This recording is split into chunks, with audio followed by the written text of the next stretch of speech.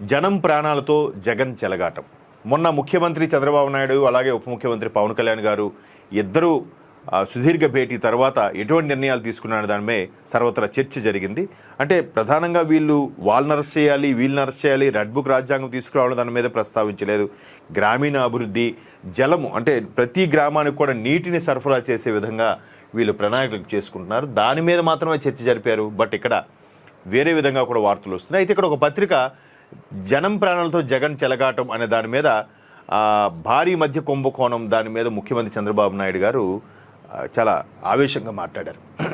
ప్రపంచానికి కృత్రిమ మేధ సహా అత్యాధిక సాంకేతిక మేధో సంపదను అందిస్తామని ముఖ్యమంత్రి చంద్రబాబు ప్రకటించారు. అయితే 5 ఏళ్లలో 20 లక్షలకు పైన ఉద్యోగాలు ఇస్తామని ధీమా వ్యక్తం చేశారు. అంటే ఇలా ధీమా వ్యక్తం చేస్తూ రాష్ట్రం ఒక్కసారిగా 10 ఏళ్ళు వెనక్కి వెళ్ళిపోవడానికి కారణాల మీద కూడా మండిపడ్డారు. ఒకసారి ఆ వార్త చూస్తే, నాసిరకం మద్యానికి 30,000 మంది బలైనట్లు నివేదిక, ఎక్సైజ్ శాఖను ఇప్పుడు ప్రక్షాళన చేశాం. అలాగే ప్రపంచానికి ఏపీ నుంచి మేధో సంపత్తి అందిస్తాం. 5 ఏళ్లలో 20 లక్షలకు పైనే ఉద్యోగాలు ఇస్తాం. విశాఖకు అతిపెద్ద గూగుల్ డేటా సెంటర్ తీసుకొచ్చాం.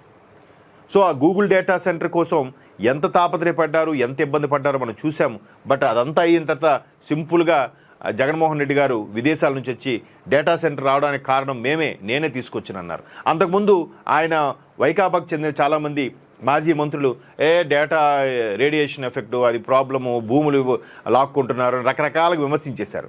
ఆయన వచ్చి తుస్సుమని లేదు డేటా సెంటర్ మేమే తీసుకొచ్చామన్నాడు. అంటే ఆయన టీంలో ఉండే మాజీ మంత్రులు యాంటీగా మాట్లాడితే ఈయన వచ్చి ఫేవర్గా మాట్లాడడం ఒక్కసారి వైకాపా నాయకులందరూ కూడా నాలుగు ఖర్చుకునే పరిస్థితి ఏర్పడింది.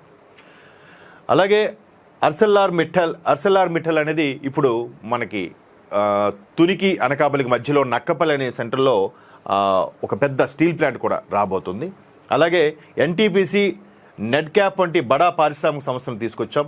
టాప్ 500 కంపెనీలకు 99 పైసలకే భూమి, ముఖ్యమంత్రి ప్రకటన. మద్యం స్కామ్ 10,000 కోట్ల పైమాటనన్న స్పీకర్, లోతుగా దర్యాప్తు చేయిస్తామని చంద్రబాబు హామీ. ఏదైతే స్పీకర్ గారు ప్రతిదీ కూడా విపక్షంగా ఉన్నప్పుడు కూడా ఏదైతే కౌంటర్ అటాక్ చేశారో దాని మీద కూడా ముఖ్యమంత్రి హామీ ఇచ్చారు.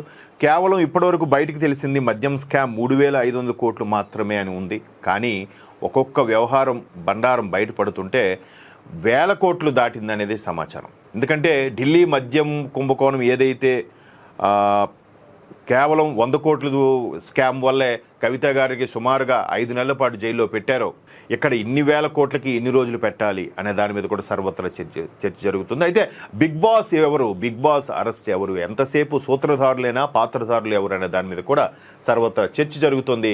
కేవలం జగన్మోహన్ రెడ్డి ప్రజల ప్రాణాలతో చెలగాటమాడారు అనే దానికి మద్యం scam, no UPI, no QR code, no scan ఏమీ లేకుండా, ఏ ఫోన్పేలు, గూగుల్ పేలు, పేటిఎంలు లేకుండా కేవలం క్యాష్ అండ్ క్యారీ ఎందుకు పెట్టారు? నిజంగా మంచి మద్యం అయితే దాని పేర్లు భూమ్ భూమ్ అట, శకలకట, ఏంటవి స్పెషల్ స్టేటస్ అంట, పేర్లు అవే స్పెషల్ స్టేటస్సే మద్యం రూపంలో తీసుకొచ్చారు ఆంధ్రప్రదేశ్కి. తర్వాత 3 క్యాపిటల్, ఏవో కొత్త మందుల పేర్లు పెట్టేసి వాళ్ళకి అమ్మేసి అమాయకులు ప్రాణాలు బలైన తర్వాత మొన్న ఎక్కడో కర్నూలు జరిగిన ఘటనకి ఈ మద్యము కల్తీ మద్యమే కారణమని రోజా గారు వ్యాఖ్యానించారు. అమ్మ రోజా గారికి తెలియాల్సింది ఏంటంటే ఆ డిస్టిలరీస్ ఇంకా వీళ్ళ చేతుల్లోనే ఉన్నాయి.